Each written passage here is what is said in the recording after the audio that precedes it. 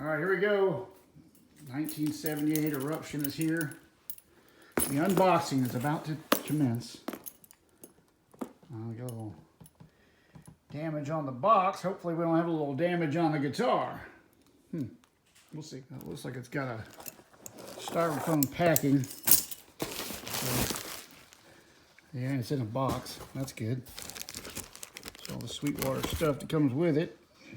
Looks like it's pretty well packed down in there. It's got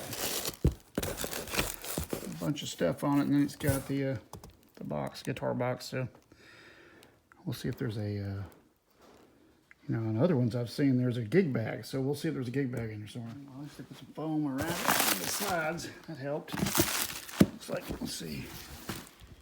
The side that was towards the damage on the box is okay. All right, let's get into this thing.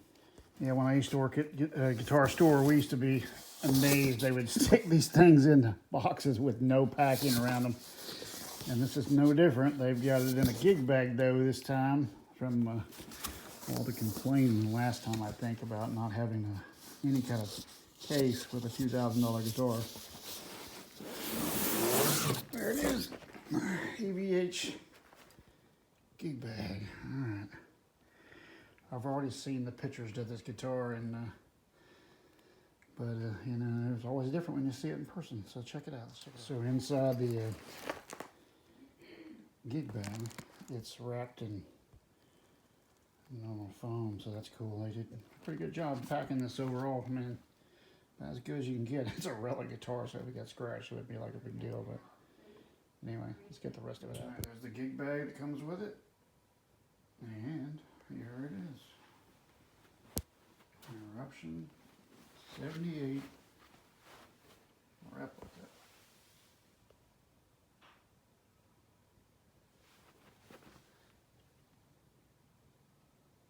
The neck is a little different than the, people say it's like the Frankenstein neck. I don't think it's like the Frankenstein neck that much, just playing it initially. It's similar, it has a similar profile. But, this is, you know, it's pretty cool.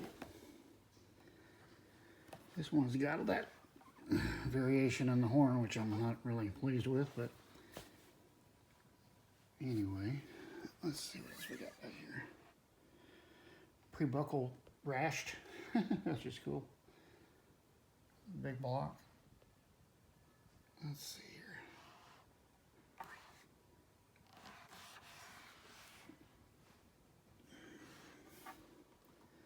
This is the first one I've seen. Well, I think one of the first ones I've seen with a variation on the upper horn, which is what happened with the original Frankenstein. They showed it one way and delivered it another way, which I've mentioned before in one of my videos. So I don't know how picky I'm going to be about this, whether I'm going to send it back or what, but we're going to play it, check it out, think about it. Anyway, that's the unboxing.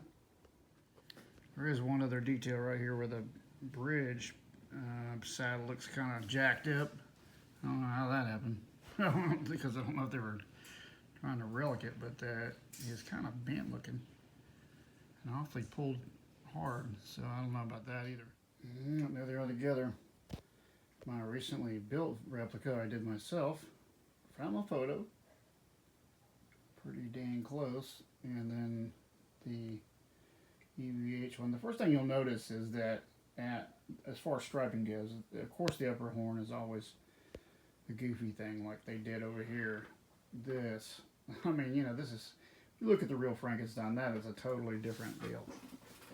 Right there, okay? That's the real deal at the Met. I took that picture. All right, that is the real thing. This is their version of it on the Stripe series. It's not even close, and the problem I had with it is they showed it at NAMM dead on, and then they delivered this. And I've said this before, but that's bait and switch as far as I'm concerned. You know, like, you know, you promised one thing more or less, and you deliver an entirely another thing with zero explanation. And now, I'm one of the first people I've seen to get this with a variation that's off and not symmetrical to the original. I know some of the other Stripe series are this crazy, And I waited like, I don't know, a year or two to find a stripe series that had a much closer symmetrical line pattern until I bought it. And I didn't buy it from Sweetwater, which is the first time I ever done that, but because I couldn't find Sweetwater to have a correct pattern on any of their guitars. And so this may be a Sweetwater thing. I'm not sure. But one thing's for sure, check yours out. If you don't like this kind of thing, you probably want to make sure you look at the photo and you're happy with it. Because the problem with this one was I didn't get a chance to look at it because it's one of the first ones they delivered and they didn't take pictures of it until they shipped it. Or after they shipped it, I got the pictures, so it was too late for me to say no. And of course, I got a return policy at Sweetwater, so I can return it if I want. So we'll see about that. But anyway, I'm gonna play it and see what it's like, and make a video of it and put that up, and then we'll decide on whether we're shipping it back over that stripe or not. But thinking I am, because it's $2,000 and you want to be totally happy. I mean, look at this little detail. This one drives me nuts too. Look how wide that is. Look at that one. The real one's actually somewhere in between. It's not even close there.